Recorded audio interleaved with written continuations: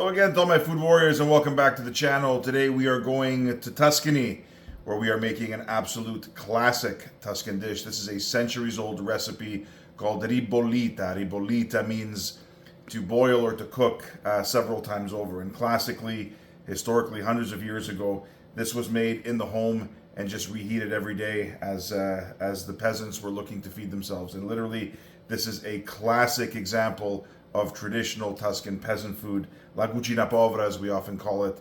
This is the food of the poor, the food of the peasants, loaded with vegetables, unbelievably healthy, and really one of those classic dishes that has endured the test of time. Traditionally, the Tuscans are famous for soups that are thickened with bread. Ribollita is one example, papa pomodoro is another one. Bread is never wasted in the Italian household, and certainly in our house, bread is never wasted. Typically, bread is either made into croutons or breadcrumbs, or, in the case like this, either a panzanella, a nice bread salad, or in this case, a soup that's thickened with bread. It's very odd that we have bread kicking around the house, old stale bread, because we typically eat it fresh and make a point of doing so, but we always have bread kicking around, and in this case, we're going to use bread in a very special way, so kind of stay tuned. Predominantly a vegetarian dish. We're going to add a little bit of meat just to season, as more of a seasoning than a protein. We're going to start off with a nice couple of pieces of my pancetta here. Pancetta is a rolled pork belly that's dry cured, salted and dry cured. Oh, I love this stuff. I've made this stuff myself on several occasions. This is one that I bought from my butcher. Really, really great stuff. All I want is about 3 slices, maybe, I'd say, maybe 1/4 to 3/8 of an inch thick. So all I want to do is just cut 3 slices off my roll here, and literally that's it. That's all the meat that I'm going to be putting in here. So literally this is maybe about, I'd say, 200 grams of meat, all things considered. And all I want to do here is just cut this up and use this to flavor my stock. Nothing wrong with a little bit of pancetta. It's one of those classic Italian ingredients that I can't cook without. I want to be as authentic to the region as possible, and this is one of those things that I think brings a certain savory note to the dish that, if you didn't have it in there, you'd notice that it was missing. So all I'm going to do with my pancetta here, I'm just going to cut this up into fine dice. Again, all I want this to do is flavor my broth. I want the fat to melt and incorporate into my broth and into my soup, and I want these little nuggets to crispen up beautifully and really flavor my dish. So I'm just going to cut these guys up, and then we're going to get right into our vegetables. Now you notice I have a big box grater here sitting on the side of my board. Most of the vegetables are going to go through my box grater, and it's just an easy way of cutting up vegetables. We want to make sure that we cut everything up fairly small. We want the ribollita to cook literally within a half hour. So this is a really, really quick dish, something that you can make on a weeknight for dinner or for a quick lunch. But what we're going to do is we're just going to get our pancetta into our Dutch oven here. There we are. No heat in the pan yet. We're going to start to get our vegetables going, and then we're going to heat up our pancetta, because this is going to go pretty quick. So we'll get all this in our pan just to get it off our board. Now what I'm going to use for my ribollita today, I've got onions, garlic, chili pepper. I've got a beautiful half a cabbage. I've got a nice big leek, a couple of baby zucchini, big carrot, a couple of potatoes, and then I've got some beans and some other things that I'm going to be throwing in there as well. So really, this is, like I said, highly, high vegetable content in this dish. Before we get to our grater, we are going to get to the couple of things that we are going to cut by hand. And I find that if we cut an onion, or if we deal with an onion on a box grater, it tends to release a lot of liquid, and that liquid is quite overpowering. The juice from the onion will actually take over the dish. And so we want to make sure that everything is in balance, as we always do. So in this case, what we're going to do, I'd say we're going to go for a medium dice, nothing too fine, this is the definition of rustic cooking. This is food that is made in the home. You wouldn't go to a 5-star restaurant and find the Ribollita on the menu, although, you know what? If I did and someone served me a great bowl of Ribollita, I would not be angry at all. This is one of those classic recipes that has absolutely withstood the test of time. This is true classic home cooking. This is made by the mamas, the nonnas, all of the, what we call our 5-star chefs across Italy. There we are. So we'll just get these onions going. Again, medium dice. Nothing too fancy. We want to keep this rustic. Remember, in a restaurant, you pay more for that. There we are. Now from here, we've got a few cloves of garlic as well, our ubiquitous chili pepper, and we will get all of those dealt with our knife before we get into our box grater here. So we'll get our garlic cloves. We've got about 4 or 5 cloves of garlic here. We'll just crush these. Now we're going to make a good size pot of soup here. This is easily going to feed 8 people. We want to have leftovers of this dish, and the reason being, the longer it sits, the better it gets. So we've crushed our garlic. We're just going to give this fine mince. There we are.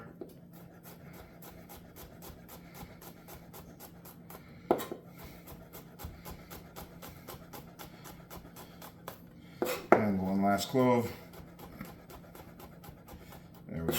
It may seem like a lot, but this is a soup, and as soup bubbles away, this will mellow. All the flavors will come together, and that heat, that intensity that you get from raw garlic, you're not going to get that in the final product. Now the other thing, before we'll get to our pepper here, our chili pepper, the other thing that we are going to hand chop is our leek. Now I've washed this leek very, very well under cold running water. I've split this in 4. Now leeks do have a tendency to grow in sandy soil, and so what I do is I rinse that leek, but I don't rinse it down into the center. I rinse it away so that sandy soil can get washed away and it doesn't get caught into the heart of my leek. So all I'm going to do now, chop this up fine. Nothing too fancy.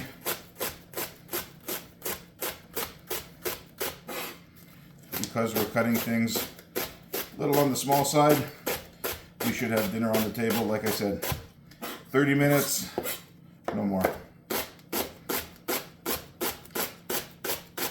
There we are.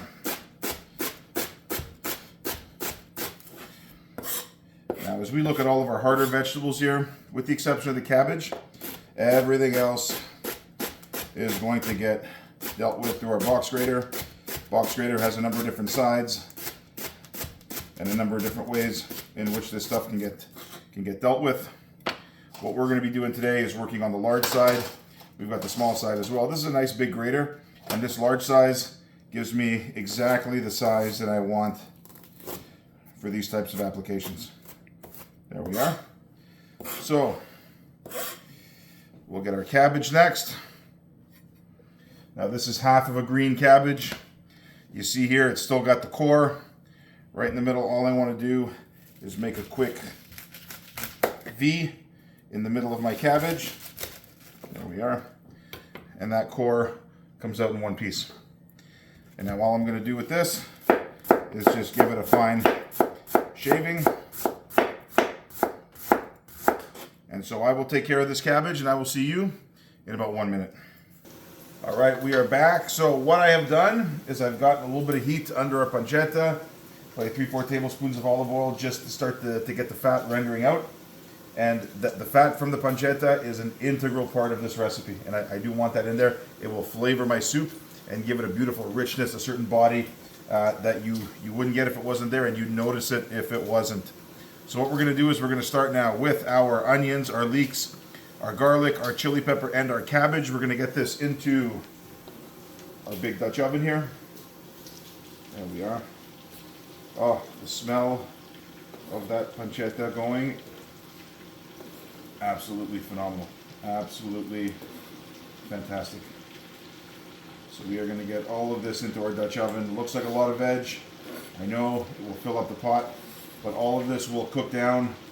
It will sweat down, and we will have a beautiful, humble, healthy, rustic soup that will sustain us for the week. So we're just going to break all of this up. Make sure that we get, oh, there we are. Before we do, a little bit of salt and pepper. Pinch of salt. Pinch of freshly cracked black pepper. There we are. And we will get this guy going. There we are. Oh, the smell of this just fills the house. There we are. So what we're going to do to start is just put a lid on this, and what that will do is it will build up a little bit of steam in our Dutch oven and start to get our vegetables to wilt down. Now, onto our box grater. First thing we are going to do, we've got our carrot. Now this is about a foot long, big carrot, probably the equivalent of two, I'd say, medium-sized carrots. And so what we're going to do is we are just going to take this and we are just going to deal with this on our box grater. So I will take this carrot to task, and I will see you in about 1 minute. All right, our carrot is done. We now have 2 russet potatoes. I have given these potatoes a good wash and a good scrub. I'm just going to grate these, skin and all. A lot of vitamins, a lot of nutrients in the skin and right under the skin, and so I want to make sure that I keep all of that in my dish. So I will dispatch these 2 potatoes. See you in 1 minute. All right, we are back. Our potatoes have been taken care of. We've got 2 baby zucchini here, and all we're going to do with these guys is we're just going to tip and tail them, and then we will take them right to our box grater as we have with everything else here. So again, we'll just give these guys a grate. These are beautifully soft, beautifully tender, and we're just going to give these guys a quick grate. Now I've given my pot a quick stir, put the lid back on. The vegetables that are in there right now are the harder vegetables, and those are the ones that take a little bit more time to soften up, but they are starting to soften up and they are starting to wilt down. And so here we are. 1 zucchini, get our second guy in here. Telling you, this is an absolutely fantastic recipe. If you've got anyone in the house that is difficult relative to vegetables, this is the way to go. And really, this is just a template for what type of vegetables to use. You can use kale, you can use different kinds of beans, you can use celery, all very, very traditional. This is just an opportunity really to clean out the fridge and to get a good bit of vegetables into your diet. There we are. So we've got our zucchini here as well. We'll just give a quick wipe down to our box grater, make sure we get all of this goodness on our board. There we are. All right, now let's have a look to see what's going on in our pot here. Stir this around. Oh,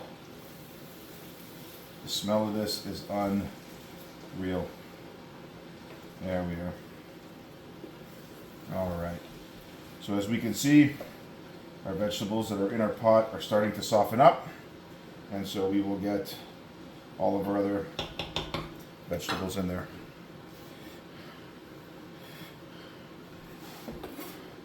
Our zucchini, our potato, and the potato's got the added benefit of being able to release that starch, which will ultimately thicken up our final product, and that is exactly what we are looking for. There we are. All right. Now we will give this another stir. Oh. All right. So now that we added some more vegetables, we're going to go in with Another pinch of salt. And another pinch of freshly cracked black pepper.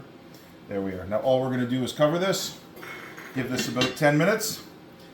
Let that wilt down and I will see you in 10. We are back. It's been about 10 minutes. We are just going to revisit our pot here, give everything a quick stir before we start adding in. Oh, I love that sound. Oh, there we are. All right. There we are. Make sure everything is mixed in. All of our vegetables are starting to wilt, which is exactly what we want. They're all starting to soften up and get beautifully sweet. And now we're going to get our liquid into the pot. First things first, we've got about 5 ounces of a good dry white wine. This is a Pinot Grigio. So we're just going to get that in. That's going to bring a little bit of acidity to the party. We then have a liter of a good homemade chicken stock. So there we are. We're going to add that in. All right. Move this off to the side. We have one 28-ounce can of plum tomatoes. All we want to do is open this up and get all of this into a bowl. There we are. As this is going to become one of the foundational elements of our broth as well.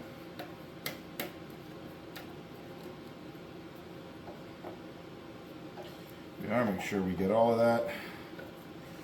There we are. We'll rinse that out in a sec. And all we want to do now with our impeccably clean hands, just get in there and gently give these tomatoes a squeeze. We get a little too happy, we do this too quick, we're going to end up wearing it. So there we are. All we want to do is just break these up. Again, beautifully rustic, the same way this has been done by the hands of the mamas and the nonnas, certainly in Tuscany, but all over the central and southern part of Italy. There we are. And so we will get our tomatoes in there as well. As you can see, there's still some in the bowl. We're not going to waste that yet. There's one more thing that we're going to add. As far as liquid is concerned, we are going to add some water as well. And what I want to do is allow those vegetables to leach all of their goodness into the broth. So I want to put in about a liter of good cold water. And this will allow those vegetables to leach all of their goodness into the broth as well. There we are. So we'll just take our rubber spatula. We'll make sure we get. There we are. The rest of these tomatoes in here as well. There we are. All right. Then we will give this a stir. And we will allow this to come up to the boil. So this should take about 10-12 minutes or so. We'll simply let this go with the lid on for about 10-12 minutes until it comes up to the boil. And then we will put in the last of our ingredients. And so I will see you in about 12 minutes. All right, we are back. Oh, our soup is just about coming up to the simmer, just what we want to see. And now we're going to give this a quick stir. Oh, look at this. Absolutely gorgeous. There we are. Our vegetables are softening, but they still have a little bit of integrity. That's exactly what we want. And so we're going to add the last of our ingredients, and then we're going to let this bubble away for the next 30 minutes. And then we are pretty well done. So the first thing we're going to do, I've got 4 or 5 rinds of the Parmigiano Reggiano cheese that, as I grated off a larger piece, these are the rinds that are left over. I keep these put them in a resealable zip-top bag in my freezer. And when I have soups like this from the old country, this is when I want to use this technique. And so all I'm going to do is I'm going to tie this up in a little bit of cheesecloth and basically create what is otherwise a big tea bag. And this will infuse a beautiful savoriness and saltiness throughout my soup. I'm telling you, this is one of those old school secrets that only the mamas and the nonnas know about. Well, other than the subscribers to this channel. I guess we're letting the cat out of the bag. There we are. There we are. All right. So we will take this and we will push it right down into our broth and just let that steep. That will give it a certain saltiness and a certain savoriness. We also have, this is one 19-ounce can of mixed beans. I've put these into a fine mesh sieve, rinsed these off thoroughly, and all I'm going to do is I'm going to add these in. So because these are canned beans, these are already cooked, so all they need to do is just warm through, and as they warm through, they will pick up some of the flavors from the broth that they are being cooked in. I also have some leftover lentils. Fans of the channel, we know we made sausage and lentils earlier this week, and this is about, I'd say, 2 cups, maybe 2.5 cups of cooked lentils, seasoned with salt, pepper, and olive oil. I'm just going to use these in here as well. Like I said, this really is an opportunity to clean out the fridge. And if I didn't have these lentils kicking around, I'd probably use a second can of beans as well. But we do want to make sure that we rinse our beans and allow them to strain. Some of that liquid that they compact in can be a little bit salty. And so we want to be somewhat careful as our pot's getting full. All right, so all we're going to do is we're going to give this a nice stir, and we're going to let this go for the next 30 minutes. So I will see you in a half hour. All right, we are back. It has been 30 minutes. Our soup is beautifully bubbling away. I'm just going to give this a quick stir, and we are going to taste it for seasoning before we add the final touches and take it right to the bowl. This is absolutely gorgeous. Oh, the smell of this. Oh. All right, so the first thing we're going to do is we are going to remove,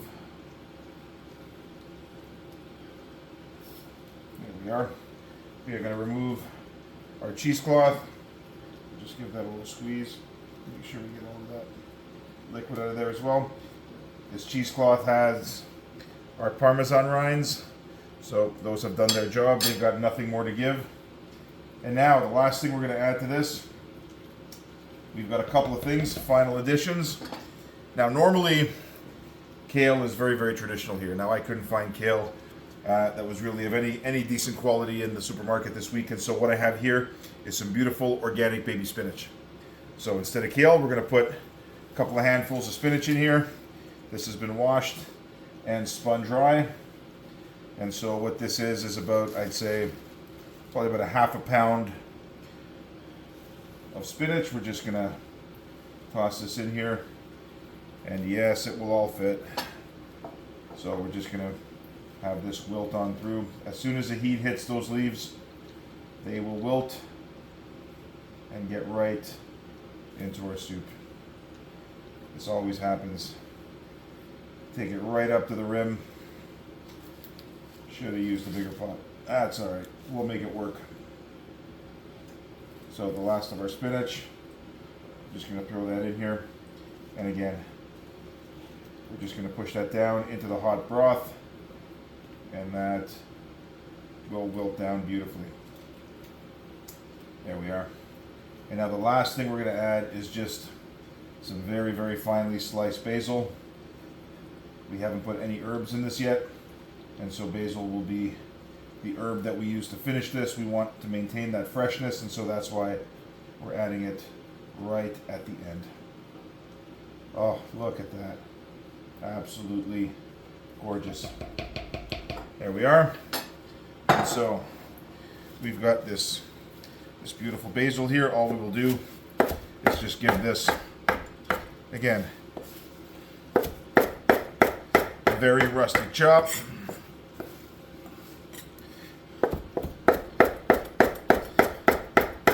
We're not trying to get chefy with this. This is food that is made in the home, and we want it to look like food that is made in the home. And there we are. Just the smell of that basil. Love it. Love it. We want to make sure that our knife is beautifully sharp. This way it slices all the way through the basil. If it was dull, you'd have a big green patch on your board. And as you can see, we don't have that. So we have sliced right through those basil leaves, and we have left all of that flavor in the leaf, and by extension in the pot. I wish you could smell this. This is absolutely stellar. There we are. So we are going to shut the heat. We are done. And so what we're going to do before we plate this up, you're going to taste that for seasoning, because this will be our final opportunity to adjust before we go to the bowl.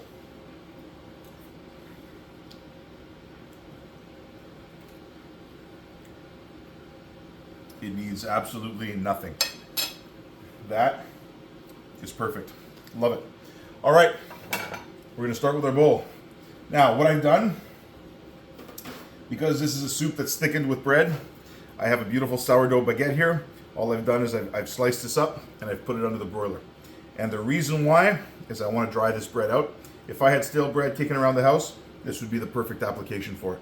Seeing as I don't, I've toasted my bread because dry bread absorbs more liquid than fresh, and so I want to dry this bread out so it'll absorb a good bit of the broth from our soup. So what I'm going to do is just take, and again, these are pieces of bread that I've toasted on both sides. I'm going to take, we'll go with 3, and I'm going to drizzle them with a little bit of my finishing oil here. There we are. Now, I need my ladle. Here we are. And right to the bowl. Look at that. Look at that. Make sure we get a little bit of spinach, a little bit of basil, all of those different vegetables, our beans, our lentils, a little bit of everything. There we are. Now that, that is a comforting bowl of soup.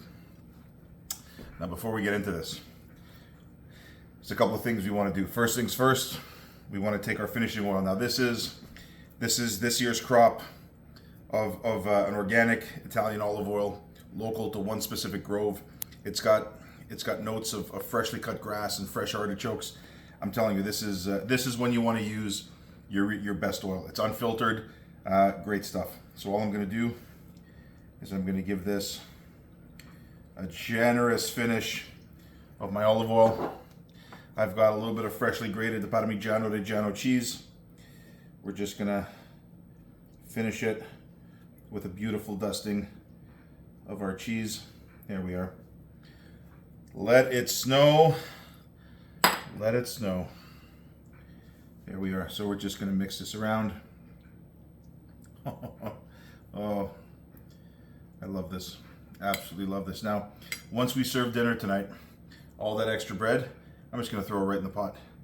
And that will just sit there overnight. As it sits in the fridge, it will continue to absorb the broth. It will thicken the soup, and it's even better tomorrow. So this is it. We're going in. Oh.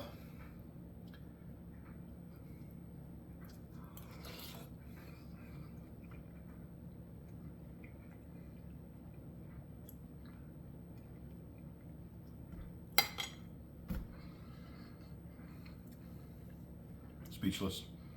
Absolutely fantastic. Absolute perfection. And as we get down there, we're going to break up that bread. There we are. We found ourselves a little corner of bread here. We're going to break that up. There we are. Mix that in. Oh, look at that. Look at that.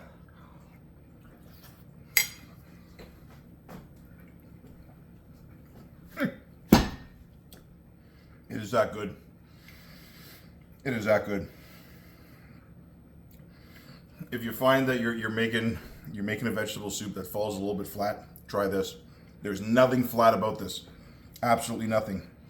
That little hint of savoriness from the pancetta, the starchiness from the beans, the brightness from the vegetables, that salty savoriness from the cheese, the stodginess from the bread. It all comes together. It's no secret why Italians have been making this for hundreds of years. It is absolutely phenomenal. I do hope you try it. Get a bowl of this in you. I'm telling you, you'll feel better in a hurry. As always, this is Coach Joe signing off. Do like and subscribe. Do share the content if you find it at all useful, and I will see you on the next one.